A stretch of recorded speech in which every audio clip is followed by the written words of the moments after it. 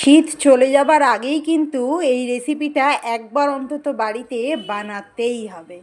গরম গরম ফুলকো ফুলকো রুটি হোক বা মুচমুচে পরোটা হোক, রাতের ডিনারে এরকম একটা সবজি থাকলে দুই একটা রুটি কিন্তু বেশিই লাগে।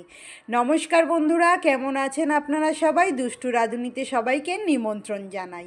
আজ একটা নিরামিষ পদ নিয়ে চলে এলাম তোমাদের জন্য। তো চলো শুরু করে দিই। প্রথমেই আমি নিয়েছি একটা ফুলকপি।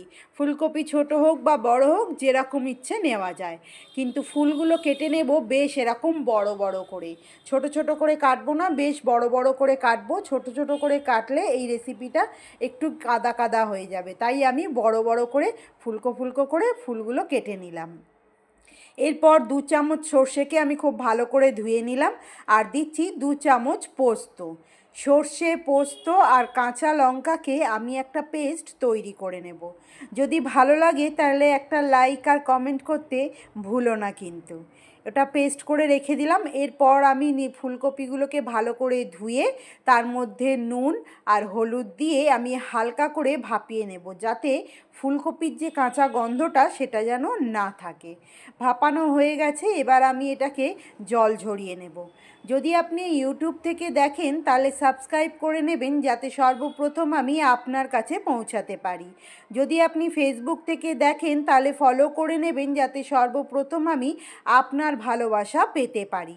এরপর তৈরি করে নেব আরও একটা মশলা। তার জন্য নিয়েছি বড় 2 চামচ টক দই, দিচ্ছি সামান্য একটু চিনি, দিচ্ছি স্বাদ অনুসারে নুন, দিচ্ছি হলুদ, আর দিচ্ছি লঙ্কা গুঁড়ো, কাশ্মীরি লঙ্কা গুঁড়ো। আমি এখানে কাশ্মীরি লঙ্কা গুঁড়ো ব্যবহার করেছি।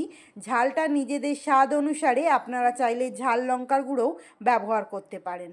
বেশ ভালো করে টক দইটাকে ক্রিমের মতো একদম ফাটিয়ে রেখে দিলাম।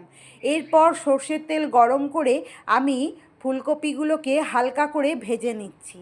তবে আজকের রান্নাটা কিন্তু গোটাটাই ফুলকপির জন্য একদম সর্ষের তেলে হবে। সর্ষের তেলে যে স্বাদ হবে, সাদা তেলে কিন্তু সেই স্বাদ আসবে না।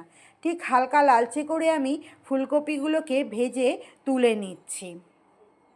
এরপর আমি যে কড়াইতে ফুলকপিগুলোকে তুলে রেখেছি, বা যে পাত্রে ফুলকপিগুলোকে তুলে রেখেছি, তার মধ্যে দিয়ে দেব গোটা গোলমরিচ। গোলমরিচ যখন দাঁতের ফাঁকে পড়ে ভীষণ ভালো লাগে খেতে।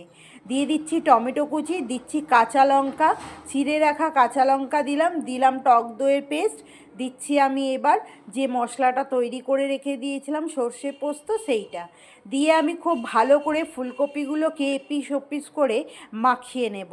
বেশ ভালো করে ফুলকপিটাকে মাখিয়ে নিতে হবে। আমরা কিন্তু এখানে কোনো রকম জলের ব্যবহার করব না, জল ছাড়াই হবে আজকের রান্না।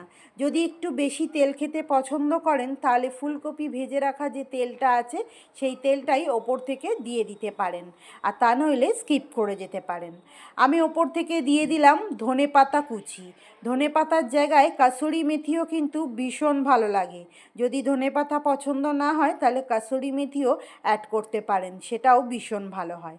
এরপর গ্যাসের ফ্লেম অন করে আমি কড়াইটা চাপিয়ে দিলাম। 10 মিনিট একদম লো ফ্লেমেতে আমি খুব ভালো করে ফুটিয়ে নিলাম। 10 মিনিট পর দেখুন সুন্দরভাবে রেডি হয়ে গেছে আজ আমাদের ফুলকপি ভাপা। একবার অন্তত বাড়িতে ট্রাই করবেন, ভীষণ সুন্দর হয়। এতক্ষণ আমার সঙ্গে থাকার জন্য সকল প্রিয় বন্ধুদেরকে অনেক অনেক ভালোবাসা রইল। গ্যাসের ফ্লেম অফ করে 5 মিনিটের জন্য ঢাকা দিয়ে রেখে দিয়েছিলাম। এরপর আমি সার্ভ করে নিলাম। টাটা।